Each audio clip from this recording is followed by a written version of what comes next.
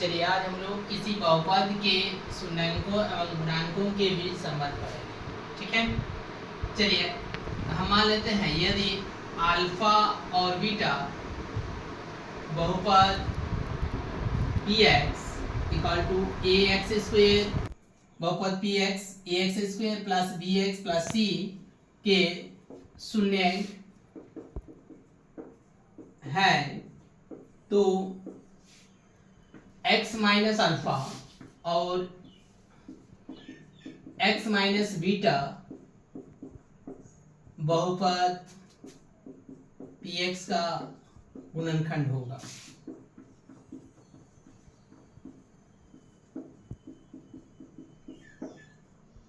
अतः हम ax square plus bx plus c को हम लिख सकते हैं k into X minus alpha into X minus beta, जहां k एक अचर है।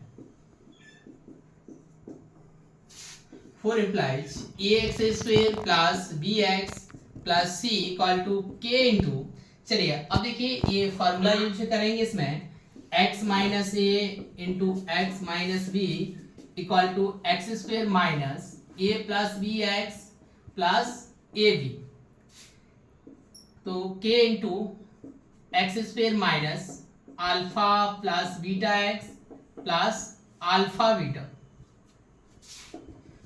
Four implies A X square plus B X plus C equal to K, सभी के साथ इंटू करते हैं k into X square minus alpha plus beta into K X plus alpha beta into K. अब देखिए equating the coefficient of X square X and constant, equating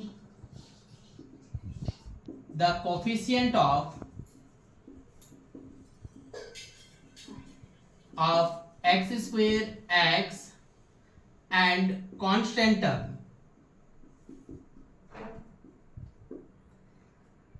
तो यहां से एक्स स्क्वायर का कॉफिशिएंट k है तो k इक्वल टू हो जाएगा a, यहां देखिए कॉफिशिएंट है माइनस अल्फा प्लस बीटा के इक्वल टू एक्स का कोफिशिएंट b, यहाँ कांस्टेंट है अल्फा बीटा के, अल्फा बीटा के इक्वल टू यहाँ कांस्टेंट c के साथ बराबर होगा।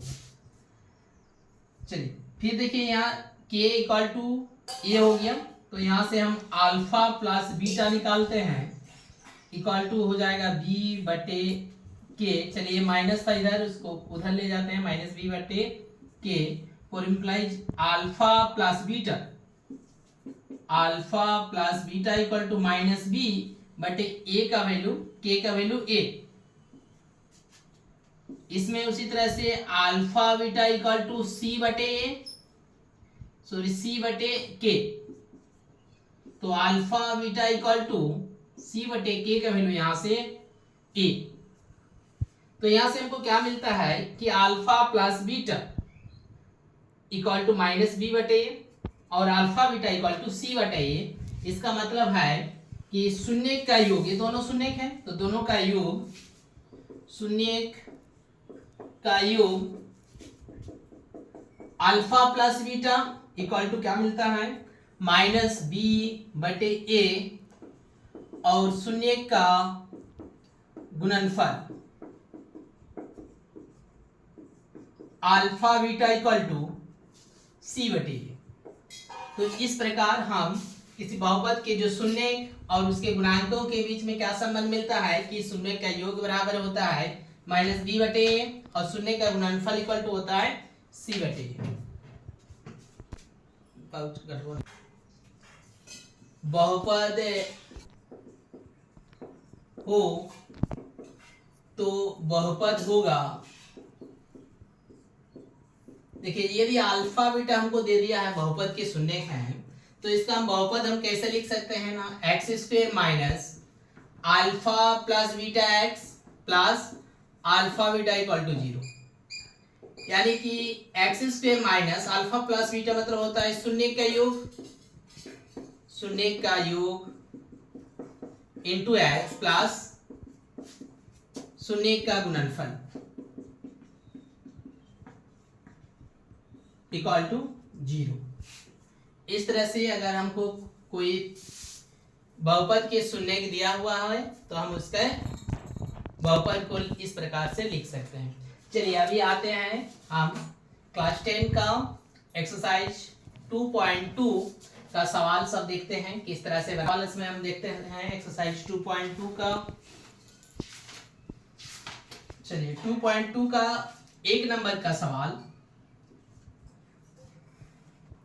निम्नलिखित बहुपद के शून्य ज्ञात करना है।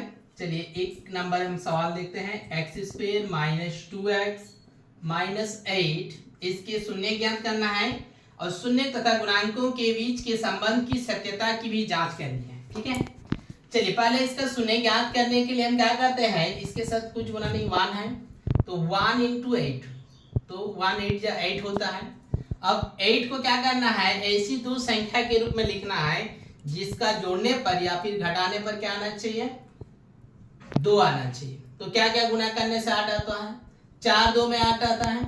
ठीक है, तो 4 से 2 घटाइए तो 2 आएगा। तो इस प्रकार से हम इसको लिख सकते हैं, इस 2 को क्या लिख सकते हैं ना, 4 माइनस 2 इंटू एक्स माइनस 8। तो एक्स स्क्वायर माइनस 4x, ये माइनस माइनस में plus 2x minus 8 equal to, चलिए इसको 0 करते हैं बराबर। तो ये दोनों में कॉमन लेंगे x माइनस 4, ये दोनों में कॉमन जाएगा 2 तो बचा x माइनस 4 इक्वल टू 0। अब देखिए x माइनस 4 कॉमन लेंगे तो x प्लस 2 इक्वल टू 0। अब यहाँ से x माइनस 4 इक्वल टू एक बार 0 होगा और x प्लस 2 इक्वल टू 0 तो x इक्वल टू 4 और x इक्वल टू माइनस 2। अब इसके दो शून्य हमको प्राप्त हो गया, क्या क्या, 4 और माइनस 2। अब इसका जांच करेंगे, क्या जांच करेंगे, शून्य का योग निकालेंगे यानी कि alpha plus beta equal to, दोनों को जोड़ेंगे। चलिए 4 प्लस माइनस 2 इक्वल टू हो जाएगा 2। ये किसके साथ फिर बराबर होना चाहिए ना, माइनस बी बटे ए के साथ बराबर होना चाहिए। हम यहाँ पहले लिखे हैं शून्य का योग इक्वल टू होता है माइनस बी बटे ए और गुणनफल इक्वल टू सी बटे ए। तो माइनस बी का वैल्यू यहाँ से देखिए, माइनस बी का वैल्यू फिर माइनस 2 बटे ए का वैल्यू 1। तो ये माइनस माइनस में प्लस 2 बटे 1 ही है यानी कि 2। तो इसका भी वैल्यू 2 आया, इसका भी 2 आया। तो इससे इसका जांच होता है। अब शून्य का योग का हो गया, गुणनफल का जांच करेंगे। शून्य का गुणनफल अल्फा बीटा इक्वल टू, चलिए गुणा करेंगे 4 इंटू माइनस 2, 4 2 जा माइनस 8, ये बराबर होता है शून्य का गुणनफल सी बटे ए के साथ, सी बटे ए। तो सी का वैल्यू यहाँ से माइनस 8 बटे ए का वैल्यू 1 इक्वल टू माइनस 8। अब देखिए इसका और इसका वैल्यू बराबर हुआ तो इससे इसका सत्यता की जांच होती है। ठीक है।